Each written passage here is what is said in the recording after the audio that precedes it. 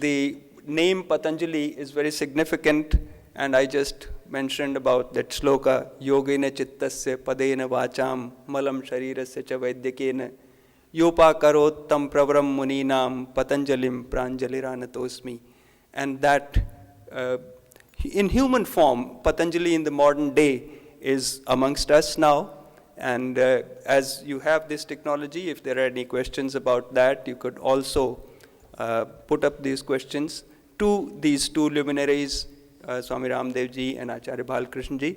And ये conference का title तो रखा गया है एजुकेशन फॉर टुमारो, लेकिन इसके लिए प्रेरणा अपने को मिलेगी एजुकेशन फ्रॉम आवर होरी पास्ट।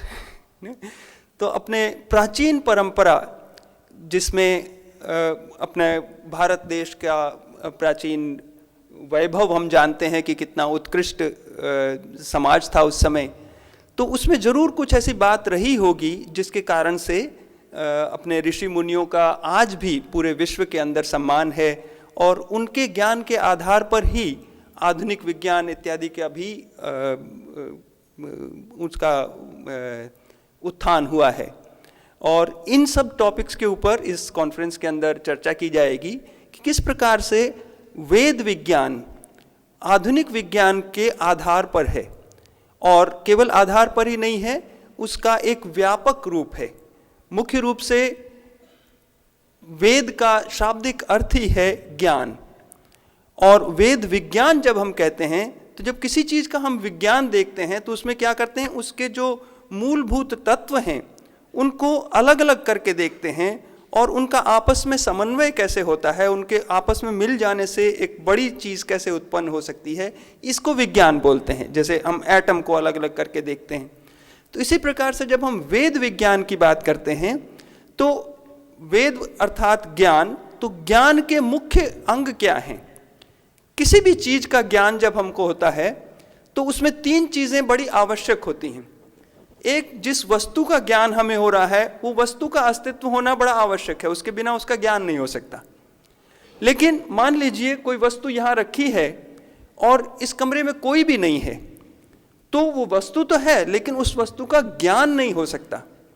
ज्ञान होने के लिए कोई चेतन तत्व होना चाहिए जिसको उसका ज्ञान हो, जिसको हम दृष्टा कह सकते हैं, नोअर कह सकते हैं। तो एक ऑब्जेक्ट ऑफ नॉलेज और एक सब्जेक्ट जिसके अंदर उस नॉलेज की स्थापना होनी है वो होना जरूरी है। उसके साथ साथ मान लीजिए कोई वस्तु यहाँ रखी है और मैं भी यहाँ पर हूँ, लेकिन कमरे में घुप अंधेरा है, तो भी मुझे उस वस्तु का ज्ञान नहीं होगा। तो एक तीसरी चीज की आवश्यकता है जो उस नोअर और नोन के बीच में संबंध स्थापित कर सके।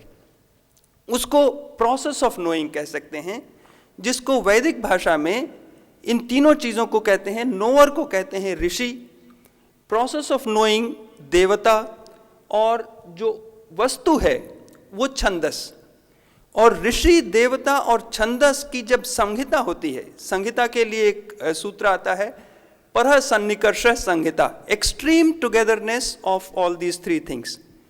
और वो तीनों चीज़ें जब तक इकट्ठी नहीं होंगी, अगर मैं एक कमरे में हूँ, वस्तु दूसरे कमरे में है, प्रकाश तीसरे कमरे में है, तो भी ज्ञान नहीं उत्पन्न हो सकता। तो इन तीनों चीज़ों का एक साथ होना आवश्यक है, इसको संहिता बोलते हैं। तो एक भाषा में कह सकते हैं कि knowledge is the coming together of knower, process of knowing and known. वैदिक भाषा में इसी चीज को कह सकते हैं कि वेद ऋषि, देवता और छंदस की संहिता है। तो अब बात यहां आती है कि इन तीन जो अलग अलग अंग हुए, इन तीनों का अलग अलग पूरा विज्ञान है। आधुनिक विज्ञान केवल उस वस्तु का विज्ञान है।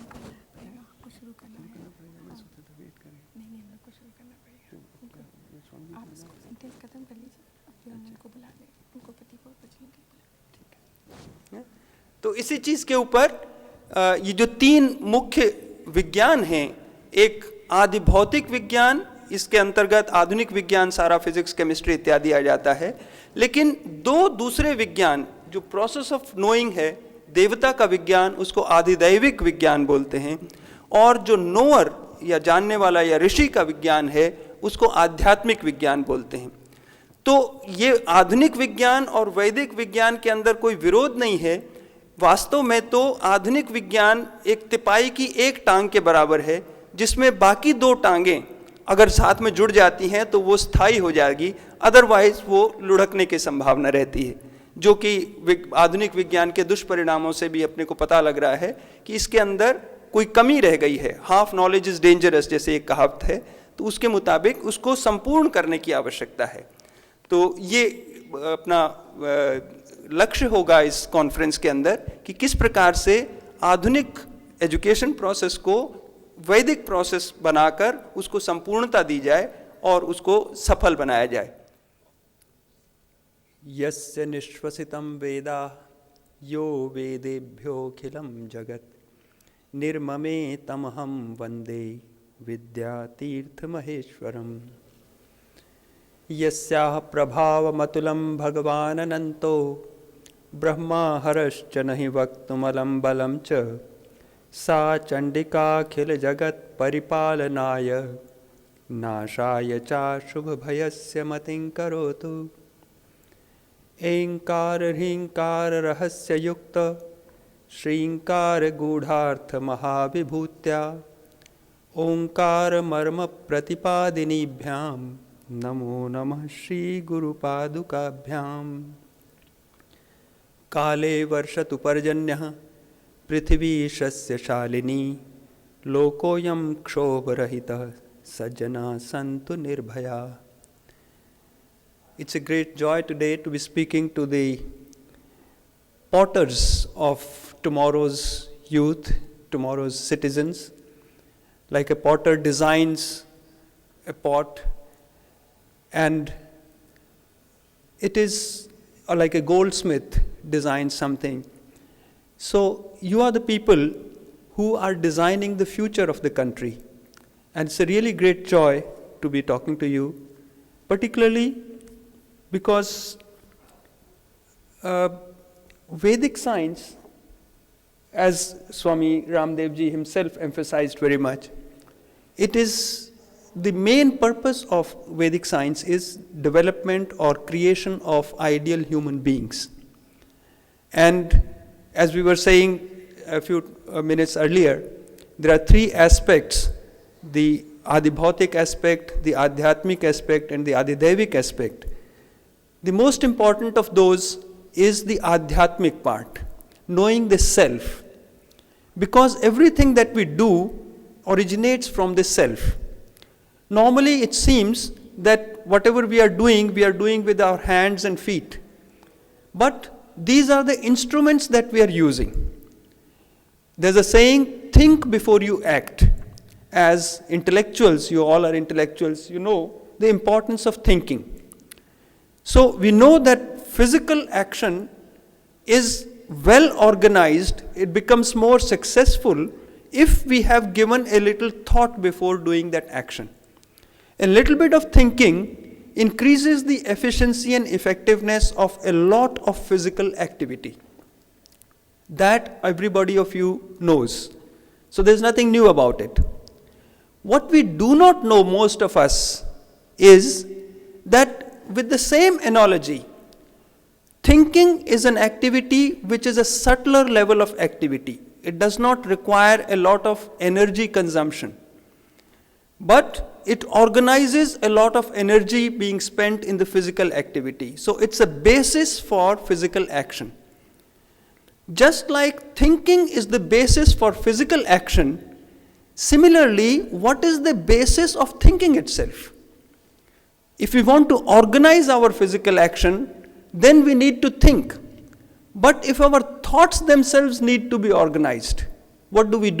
We have to go to a level which is even subtler than thinking, which is the source of thinking. And that is the process of meditation. So basically, what we are doing is, we are promoting ourselves. You know, when we see an organization structure, typically, let's say a building is being built, then what we see, there are a lot of people who are doing physical work, putting bricks from one place to another place, and they are toiling in the sun, they spend a lot of energy, but they don't get that much money as higher ups get. They don't get that much satisfaction also. They can't say that I have constructed the building. When the building is constructed, finally there's a placard which says such and such engineer or such and such architect built this building. So that sense of achievement also is not there at the level of the physical activity. Then there is a higher level, the level of the supervisor. He also moves some part of his body, but a very small part, just the tongue. That amount of physical activity is enough for him to organize activity of 10, 15 workers. We go one step higher than that, engineer. He calculates, he doesn't even move any part of his body, he just moves something in his brain, electrical activity in the brain. And he gets more comfort, he gets more income, he gets more satisfaction, everything is more there. One step higher than that is the architect. He doesn't even do more detailed calculations about how much steel, how much cement will be used. He just imagines what the building should look like. And if you go even one step further, finally there's an owner. He doesn't have to do anything. He just has to desire that a building should be built, and everybody else starts doing their own work and the building gets done. So similarly, our hands, feet, our physical body is like the workers. Then we have our senses, we have our mind, we have our intellect, buddhi, and we have ahankar. Like that, there are levels more subtler than the earlier levels, and the higher we go, our activity becomes more and more subtle, less and less energy consuming, more and more relaxed. And that is the way of growing. In any organization, when a person gets promoted, basically what does a promotion mean? Promotion means his activity changes from a grosser physical level to more subtler level. That is what promotion is. So if we want to promote ourselves in life, we have already gone one step from physical activity as intellectuals, from physical activity to mental activity. We are experts in mental activity. But now, if we want to grow further from there, then we have to understand and experience what are more subtler levels of activity of the mind. And meditation is a method of systematically experiencing from a grosser thinking level to a more finer, subtler level of thinking, ultimately going beyond all thinking and experiencing that self which is the source of all thoughts. Now, every thought that we think has some energy because it moves. And every thought has some intelligence associated with it because it has a specific direction. And how many thoughts do we have? Throughout our lives, we constantly continue having thought after thought. It never ceases. So, every thought having some energy, some intelligence, an infinite number of thoughts coming out from somewhere, then that source of thought must be a reservoir of infinite energy and intelligence. And where is that? It's not coming from outside. Thoughts come from within. So, that infinite source of energy and intelligence must be somewhere within us. Then why do we face problems in life?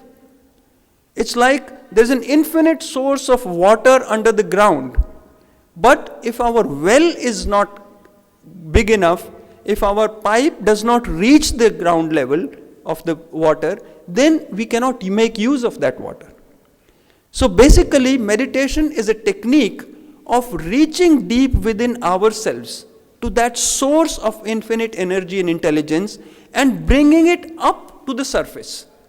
And then irrigating the field of life so that the field of life becomes prosperous. So this is basically the idea of meditation. I know that it's already almost 1 o'clock and some of you must be feeling hungry. But I think the hunger for knowledge and hunger for knowing the self particularly is much more important than the hunger for the body. So I hope that you'll be able to persevere with some of this delay, because it's very important to really understand first what is the difference between correct method of meditation and some other incorrect methods of meditation. Now, meditation is a topic, particularly in India, which everybody knows about. In Western countries, it is something new. Now it's gaining a lot of popularity. But the results of meditation which are supposed to be there, all our shastras talk about when people meditate, then they become more energetic and more dynamic and more successful and all those things. But the situation in the country as a whole does not show. Of course, in our past we knew that there was Ram Raj, and there were been periods when, in Ashoka's period, when prosperity and everything good was there. But in the present state, those symptoms are not visible. That means somewhere the source of that energy and intelligence has, the method of reaching that source has been missed. Now, therefore, there are so many different systems of meditation prevalent. Today what we'll be talking about is Patanjali transcendental meditation. Why do we have to add this specific adjective before? Because there are different systems of meditation available, and the results, the process, everything is different. Now, how do we find out which is the best method? For that, the most reliable test nowadays is scientific research. I'll just give, there are more than 700 scientific research papers published in this, on this technique of meditation, and I'll just give a short glimpse of those, just to show that the results are authentic and they are scientifically validated. And these results are published in the most reputed scientific journals. One thing that happens in transcendental, in Maharishi Patanjali meditation is that it gives deep rest to the mind and the body. Now, this rest can also be measured. Normally we think that when I'm sitting comfortably, I am rested, or when I'm lying down, I am rested. Now, that is physical rest. There is a measurement of rest, and that is how much oxygen is being consumed. If I start to run, then I need more oxygen and start panting, more oxygen is being consumed. If I start resting, then less oxygen is being consumed. So how less oxygen consumption is there, that is a measure of how deep the rest is. Now, if I simply lie down, that is the maximum physical rest that I can do. But still I keep breathing. That means it's not complete rest. That means some activity is going on. And where is that activity going on? That activity is going on in the brain. So if we want to get rest which is deeper than that, then apart from that external rest, we need to have internal rest also. To some extent, that internal rest automatically happens when we fall asleep. Suppose that basal metabolic rate, which is the rest level when we are simply lying down, that is 100. Then when we fall asleep, it goes to 99, 98, and after about 6 hours of sleeping, when the sleep is at its deepest level, then it comes to 92. From 100 to 92, there's an 8% reduction. That means the maximum rest that we can get in sleep is 8%. When we compare this with Maharishi Patanjali meditation, then within first few minutes, the oxygen consumption comes down on the average by 18%. And that for the beginners. Today, for example, if some doctor were there and were to measure your oxygen consumption, today while learning the practice, the doctor will be able to measure 18% average reduction, and with practice, of course, it grows. So that shows that there is something very different from what we have been doing. The maximum rest that we know is deep sleep. And even that rest we do not know really. we know only in retrospect. After waking up, we know that I had some good rest. But while sleeping, nobody knows that I am rested. The difference here is, in Patanjali meditation, while practicing meditation, we get much more than twice as much rest as we get during sleep, and we know it, and we experience it. And all other benefits, I'll give a very, very short glimpse of those 700 scientific research papers, but all those benefits basically arise because of this rest only. What happens is that in our brain, basically, because of stresses, because of fatigue, our nervous system becomes tied up in knots. As Swami Ramdev ji was just saying, that most of us have not been using more than 1 to maximum 5% of our mental potential. Why is it that? Because most of the nervous system is tied up in these knots, and those nerves which are tied up in the knots are not being used. We are just making do with the remaining. And that is not more than 1 to 5%. So we don't have to bring anything. We don't have to add more memory chips in our brain. All that is already configured. Einstein, as well as all the people all the students you must be teaching, they have approximately the same number of neurons. The difference only lies in what percentage of those neurons a particular person is using. And the reason we know is because of these knots of stress, and the antidote of stress is deep rest. So if we have deep rest, then these knots will loosen and they will open up, and they will start being used. And when more nervous system starts being used, then all the capabilities of the nervous system will increase. The most important capability of the nervous system is thinking, of course. And there's a very accurate measure of thinking ability, that is IQ.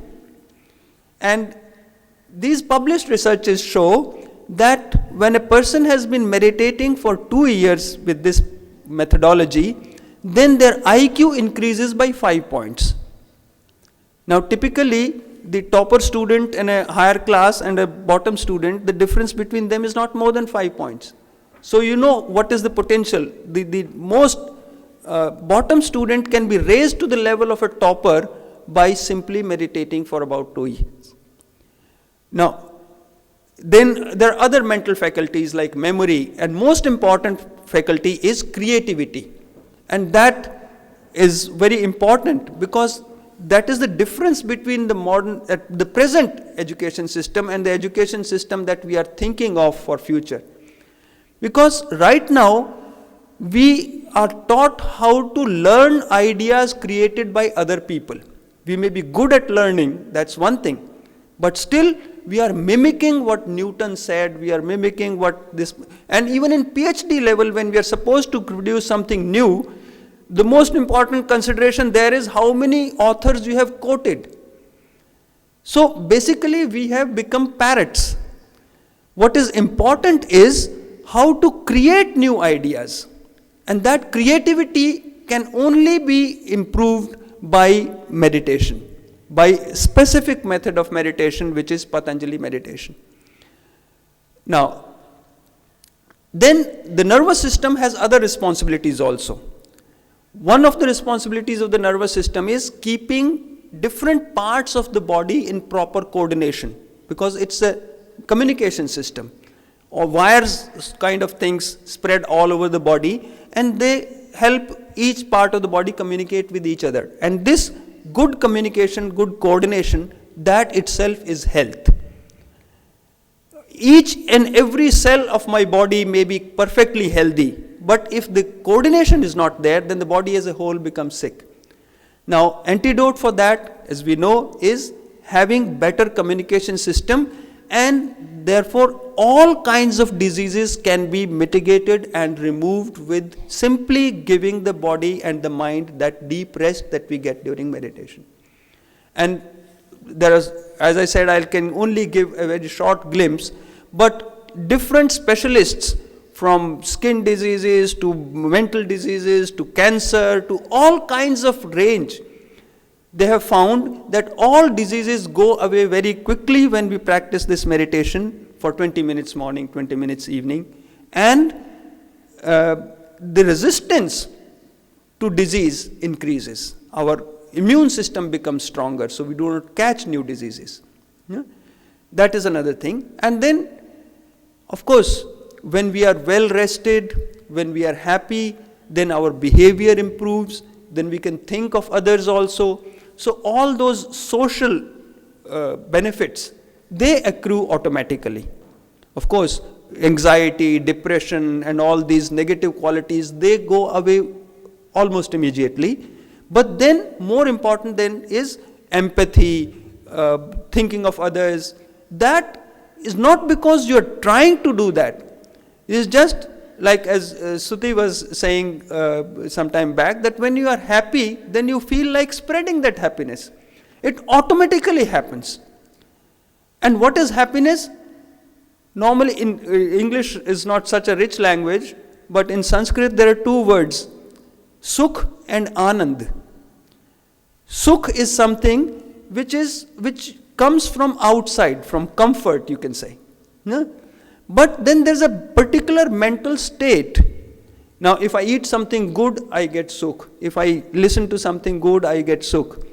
But if my nervous system, my brain is functioning perfectly in coordination, then that is a particular state of, corresponding state of mind, which without any reason gives me happiness.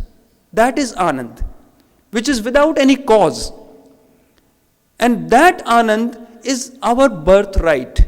Basically, human body is designed to experience that Anand all the time, whatever be the circumstances outside. This is what happens with Patanjali meditation when we practice it. And maybe some other time when we have time, we can go into the scientific research and I can show you some charts on the screen. But as I said, I'll try to make it as short as possible so that you don't feel too hungry.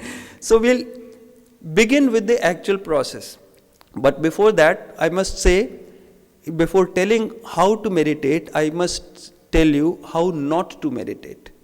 That's very important, because we have been hearing from different sources different methods of meditation. Most of the methods of meditation that you have been hearing about are about concentration. Now, it's true that there is a relationship between meditation and concentration. And the relationship is that after we have meditated, then whatever we start doing afterwards, start reading a book or doing some work in the office, then our mind gets fully concentrated and focused in that work.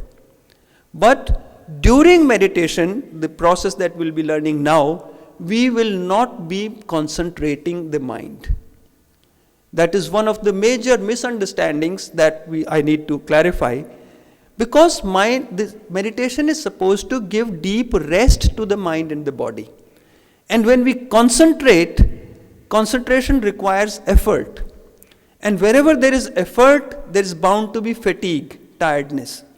And if mind gets tired during meditation, then after that meditation, when we start doing some work, it will not be so effective.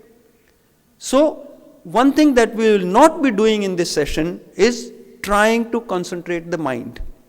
We will not be trying to direct the mind also anywhere, like in the head or in the heart or any part of the body, or on a process like breathing, anything of that sort.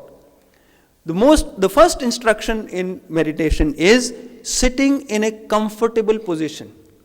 In Patanjali Yoga Sutras, there are 2 sutras about asanas, how to sit in meditation. And the first sutra is Sthir Sukham Asanam.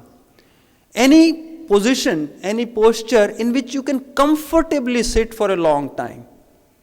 That is the process. Unfortunately, different difficult positions have been told till now, but today when we'll be practicing, as you already have comfortable seats, we'll be just sitting like that and relax, leave the body completely free and relaxed. During meditation, if you feel like moving a little bit, suppose you have to scratch something or something, you're free to do that, because it's most important to be comfortable. If there is some pain in the leg or something, then the whole attention will be there itself. So we can be completely comfortable in physical. Then in the mental aspect also, there should not be any effort. As I said, we will not try to concentrate, we will not try to direct the mind, we will not try to, what we will do is, we will take the help of a sound. Now, normally the words that we speak have two aspects, a sound and a meaning. Meaning is something which starts the thinking process. So we'll disregard the meaning. We'll consider only the sound. Sound has its own quality. Sound has a quality that when we start a sound and leave it, automatically it becomes fainter and fainter and goes away. Like when we strike a gong, in the beginning there will be a loud sound, tong, and then it goes away. Now when the mind is following a sound, and the sound becomes fainter and fainter, now in order to think a sound more clearly, it requires more effort. In order to think the sound in a faint manner, it requires less effort. So automatically when the sound becomes fainter, the effort required becomes less and less. That means we get more and more rest. So this is the trick. Now which sound should we use? Different sounds have their different effects. Of course, meanings have their effect, of course. If I say something good to you, you feel nice. If I say something bad, you don't feel good. So, but the sounds themselves, if there's a harmonious musical sound, it gives a good effect. If there's a scratching sound, it gives a bad effect. So those sounds which have been tested throughout ages to have good effect on the mind and the body, those sounds are called mantras. They have been handed over to us through traditions. So, and these are called mantras. So, we'll be using a mantra. And the mantra we'll be using is also, I think in India at least, everybody knows. And that mantra is Om. It's the easiest sound to produce, and there's not enough time to go into the mantra vigyan, which is in itself a huge body of knowledge. But the proof of the pudding is in eating it. No, I don't have to know how this mobile is constructed. All I need to know is how to operate it. So there's a whole science behind what mantra is best, but we'll just be taking advantage of its effects. Now, more important than the mantra itself is the process of using it. Now we'll talk about the process of using. Om is known as the name of परमात्मा. परमात्मा का नाम है ओम. अब परमात्मा क्या चीज है?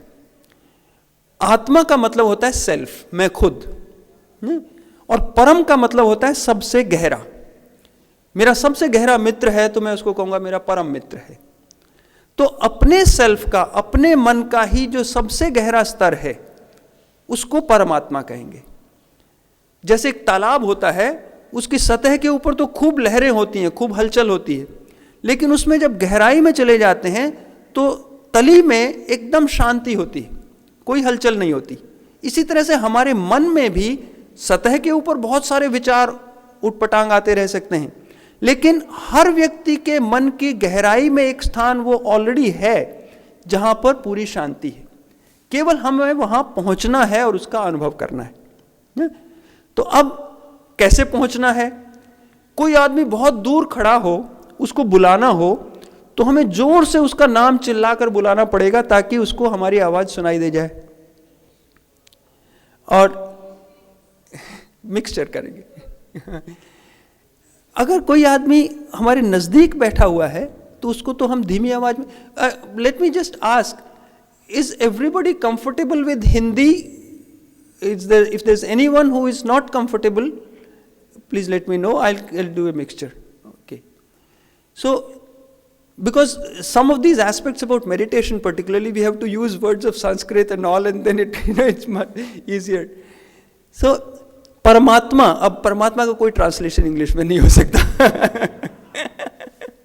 God is not a translation, by the way. लेकिन तो ये, क्योंकि संस्कृत की एक विशेषता ये है कि उसका अर्थ की गहराई उसके साउंड के अंदर ही आ जाती है. तो ये बात हो गई. अब कोई नजदीक बैठा हो तो उसको हम धीमी आवाज में बात करते हैं. अगर नज़दीक बैठे व्यक्ति को हम जोर से चिल्लाकर बात करने लगें तो उसको अच्छा नहीं लगेगा। तो सिद्धांत क्या बना कि जो जितना नज़दीक हो उसको उतना ही धीमा बोलना चाहिए। Now this is the principle that we use in the process of meditation. Now let's see, where is this Om?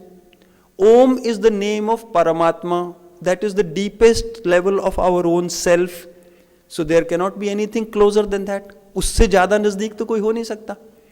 तो जब वो उतना नज़दीक है तो उसी सिद्धांत के अनुसार उसको तो हमको जितना धीमा हो सके उतना धीमा बुलाना चाहिए। तो ये ध्यान करने के प्रोसेस को सीखने में कुछ भी मुश्किल या कॉम्प्लिकेटेड नहीं है, केवल हमको यही सीखना है कि कैसे धीमे से धीमा बोला जा सकता है, इतनी सी बात है। लेकिन क्योंकि हमारी आदत है पुरानी बनी हुई, इसलिए उसके सिस्टमेटिक सीक्वेंशियल प्रोसेस में जाना पड़ेगा। तो क्या करेंगे, 2-3 बार थोड़ा जोर से बोलेंगे, फिर थोड़ा और धीमा बोलेंगे, फिर और धीमा बोलेंगे, तो एक ट्रेंड बन जाएगी। उस ट्रेंड को हम एक्स्ट्रापोलेट कर सकते हैं, यानी हमें अंदाजा लग जाएगा कि जैसे बोलने में धीमा होता गया ऐसे ही मन में सोचने में भी धीमा होता जा सकता है। और फिर थोड़ी देर आंख बंद करके ध्यान करेंगे, उसके बाद आंख खुला के अगला इंस्ट्रक्शन देंगे, उस इंस्ट्रक्शन के बेसिस पे फिर मेडिटेशन होगा। फिर ऐसे 3-4 टुकड़े में करेंगे। Some instruction, then we experience that, and then next instruction, then we experience that, like that in a sequential manner. If there is some question in between, most likely it will be answered in the next instruction itself. So we can hold on to questions during this process, and of course if some questions remain at the end of the session, we can always ask questions. Okay, so that is the preparation. Now we are ready to start, and before we start, let's all put our mobiles in silent mode, and preferably switch off, because in silent mode also sometimes there is this vibration which also can be disturbing. And it's a very systematic process, goes exactly according to clock, so you don't have to worry about time. I'm starting my stopwatch, so the minimum amount of time that is required will be taken, of course, but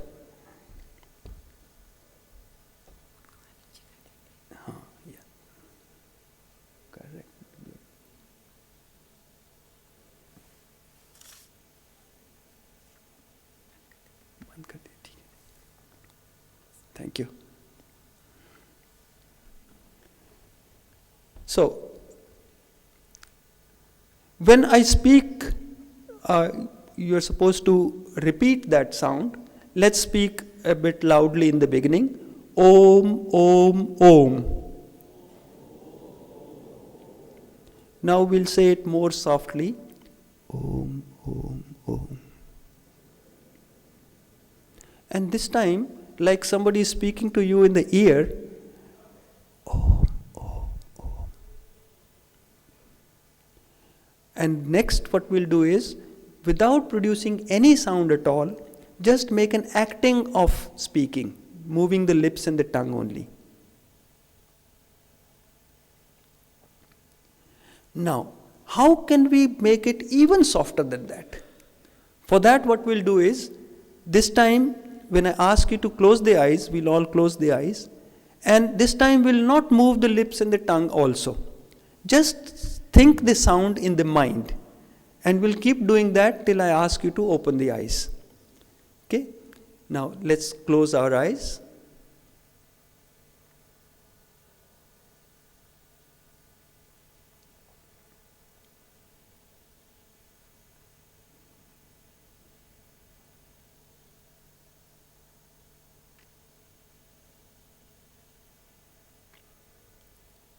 Let's open the eyes.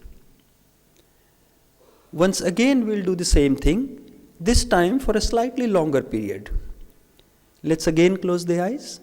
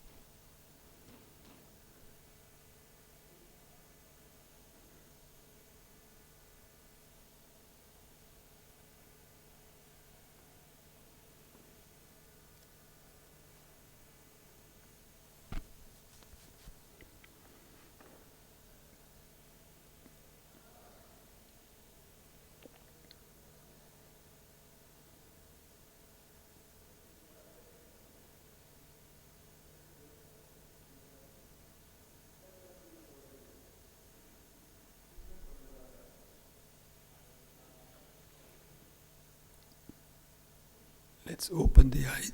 Open the eyes.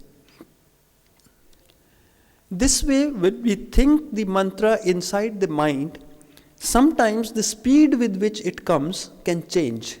Sometimes it can come very fast, like Om, Om, Om, Om, Om, Om.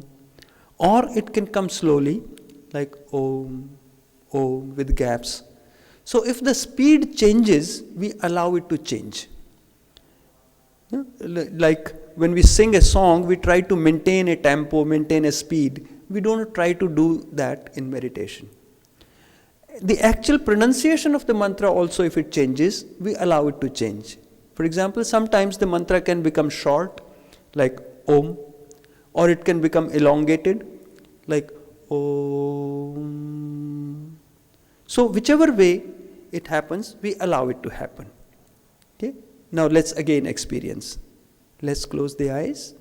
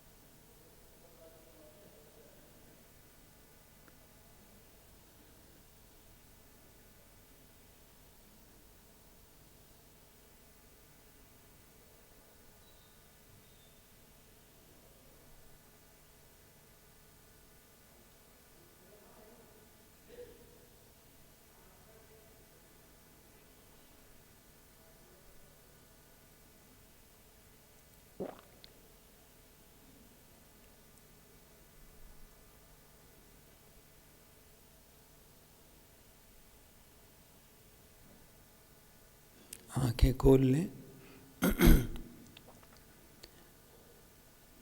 मंत्र के बदल जाने का एक उदाहरण तो हमने दिया था कि वो छोटा हो सकता है, लंबा खींच सकता है। उसके अलावा और भी उसमें कोई चेंजेस आ सकते हैं। जैसे कभी तो ये भी हो सकता है कि उसका कोई हिस्सा छूट ही जाए, जैसे ओ कहते कहते माँ छूट गया।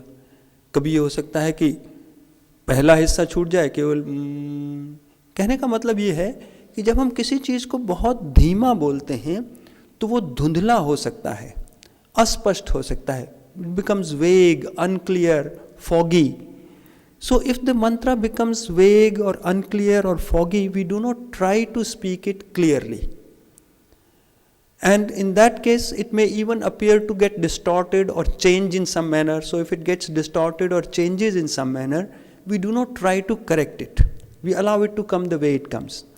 And sometimes it may even happen that the mantra, while becoming fainter and softer, completely gets dissolved, goes away, छूट जाता है मंत्र. तो यदि मंत्र छूट जाए तो उसको छूट जाने देंगे. क्यों? कि मंत्र को मन में बोलना वो भी एक मानसिक क्रिया है. That's also an mental activity. And when the whole mind gets rest, then this activity also gets rest. So जब ये क्रिया भी शांत हो जाए, जब होने लगे, तो उसको शांत हो जाने देंगे. When the mantra starts to fade away, starts to go away, we allow it to go away. Okay? Now again, let's experience. Let's close our eyes.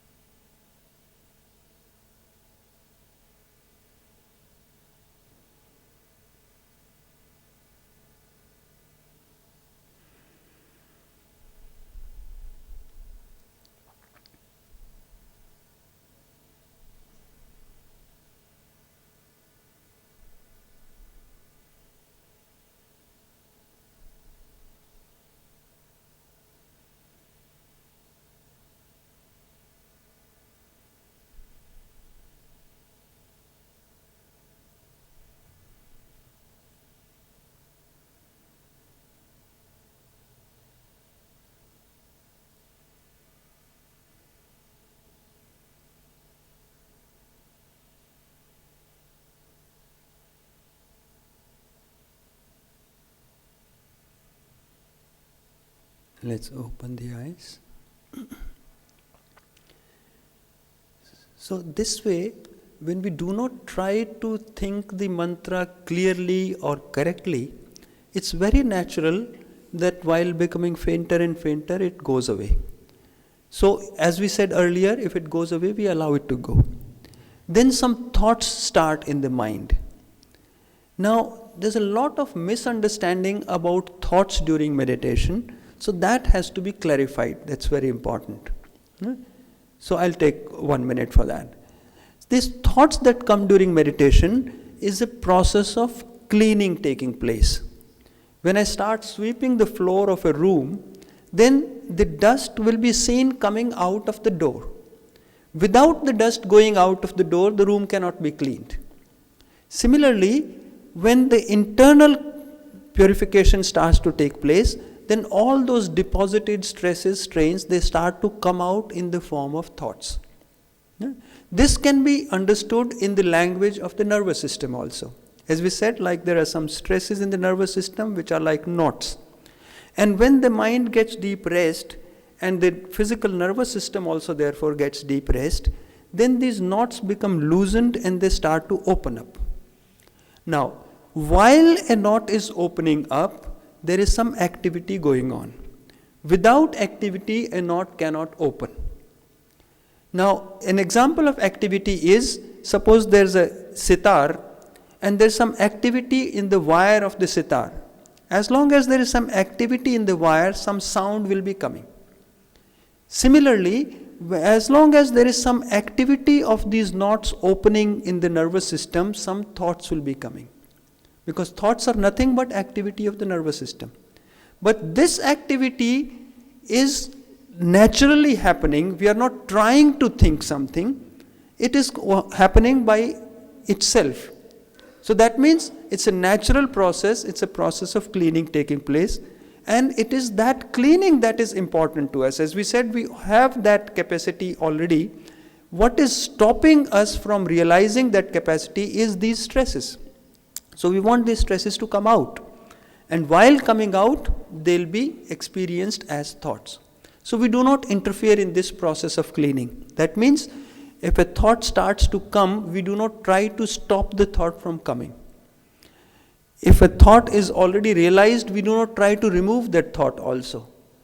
If in such a case, what may happen is the mantra is completely gone. We are not even aware where we are sitting, what we are doing. We may get lost completely in the world of thoughts. If that happens, it's absolutely fine. Nothing to worry about that because that much cleaning has taken place. But after some time, automatically one gets reminded also. Like, oh, I was meditating. Let me think the mantra also. Now, even when we are reminded like that, in order to think the mantra, it is not necessary that the thought that was going on earlier, that needs to be removed and then the mantra is to be taken. No. The thought that is going on, that is also doing its job. Along with that thought, we add the mantra also. On one side, the thought is going on the other side, the mantra is going on. Both can go on simultaneously in a parallel manner. We give slight preference to the mantra, of course, but we do not try to struggle against the thoughts. Again, the mantra can get lost. Again, we are lost in thoughts. Maybe the thoughts are good or thoughts are bad or they are very important thoughts or very trivial day-to-day thoughts. We do not try to distinguish between them because these are things which are coming out. Yeah? So, whenever we get reminded, of course, along with the thought, we faintly start thinking the mantra also. That also not nearly necessarily very clearly. As a faint idea, we start the mantra also. Thoughts and mantra can go simultaneously. So I hope this understanding of thoughts during meditation is clear to everybody. Then let's experience once again. Let's close the eyes.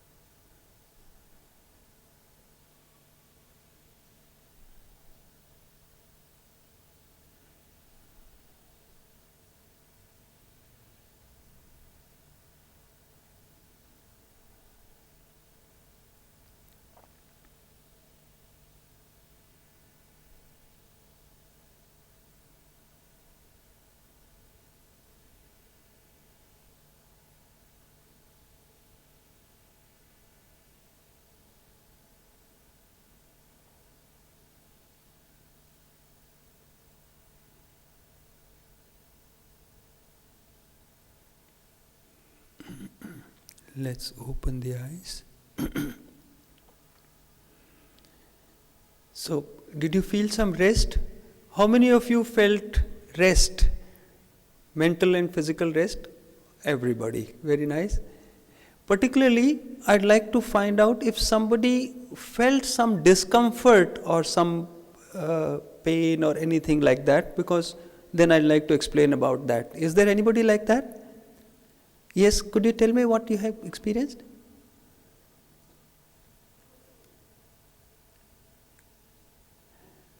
Or let me guess, maybe some pressure in the head or headache or something like that?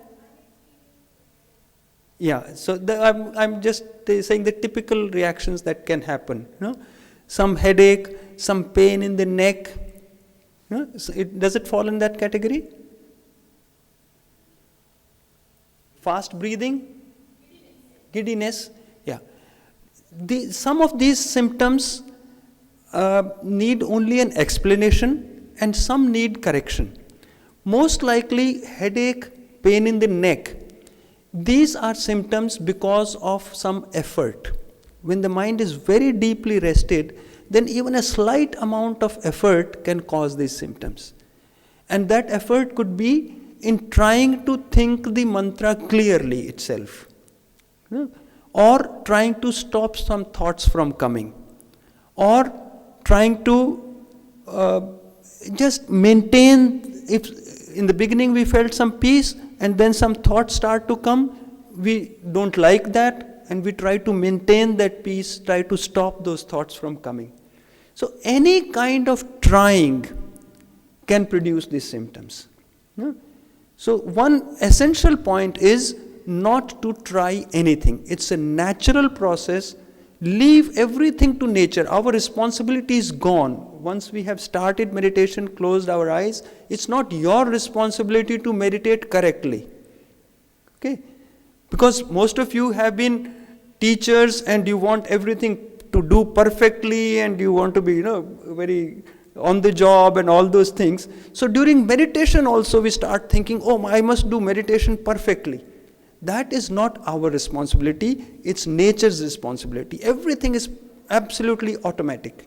Yeah? And pardon? You can say some. Particularly about this question of any uncomfortable experience. Other things we'll discuss later on. Definitely, I feel rest, but I fell asleep. Okay, that's topic coming in the next, yes. And different thoughts. And after some time, I realize, again, of course, I come to mantra, but falling asleep is, I want to tell you, is it...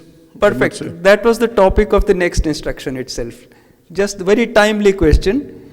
So when we get rest of the mind and body are very intimately related to each other. And when the mind gets rest, the body also gets deep rest. And when the body gets rest, what happens is, if there is some tiredness or fatigue in the body, or some lack of sleep, most of the time either we didn't have enough time to sleep, or the depth of sleep was not enough, the job that sleep is supposed to do is not finished. And what is the job of sleep? Sleep gives 8% rest. So the top 8% layer of the nervous system is the responsibility of sleep to clean it. But it can clean only the top 8% layer, not the deeper stresses. For deeper stresses, we need deeper rest. But if the top layer itself needs some cleaning, then of course sleep will be needed. So during meditation, sometimes we may fall asleep or we may feel drowsy. If that happens, that's perfectly fine. Because let the top layer be cleared first, and then deeper layers will be cleaned with the help of deeper meditation. Okay? So if sleep comes, we sleep while sitting itself. Now, as your chairs already have provided that you can rest up to the shoulders, but the neck is free.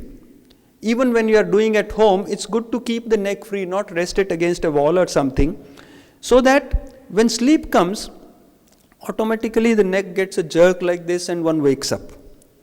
But even if we don't wake up, that means that much sleep is needed, and if the head is drooping, we allow it to be like that and keep sleeping. When we automatically wake up, then slowly we raise the head back onto the shoulders.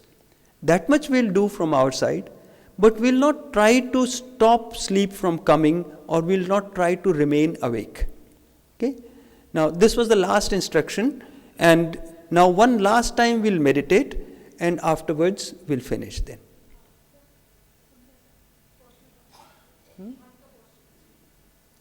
There's no restriction, there's no instruction about posture. We are not supposed to make a mudra like this or anything. Whatever is most comfortable to you. And this comfort can change from time to time. In the beginning I was sitting like this, and after some time I feel like changing the position. Do change the position. No? So there's no specific posture recommended. Most comfortable, whatever. Sthir Sukham Asanam, whichever position you can be comfortable. Yeah? And in fact, the next sutra in Patanjali Yoga Sutra, even if on the first sutra maybe some confusion might have been there, the next sutra clarifies it still further.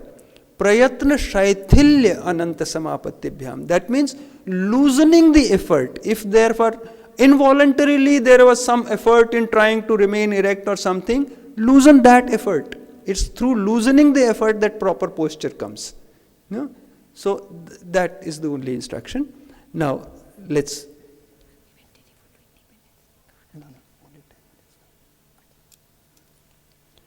So let's again close our eyes.